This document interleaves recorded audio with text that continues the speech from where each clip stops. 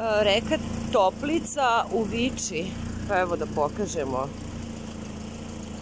kako je to prljavo, puno kesi i svega. Znači đubre na sve strane.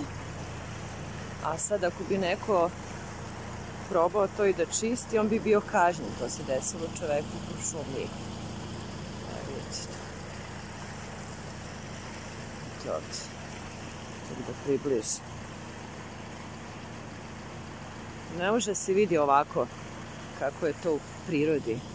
Selo Viča, idemo na izbor. Evo s ove strane da vidite. Da vidite.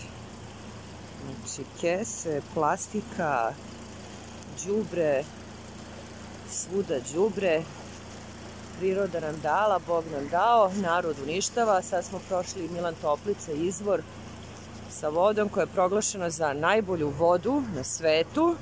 To je zatvoreno, jer sve što je srpsko treba uništiti, zatvoriti, zatrti, zatrovati. Eto, to je politika koja ovde vlada. Onda se to sve uništava, oduzima Srbima, ali se daje Kinezima da oni truju i ostalim svetskim prevarantima.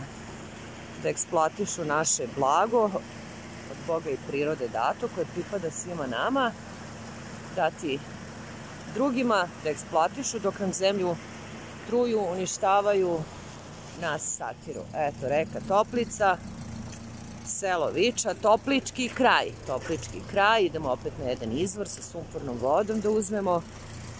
Tako, prirodnih izvora koliko hoćete, a mi ćemo morati da kupujemo flaširanu vodu. Ka tome se ide.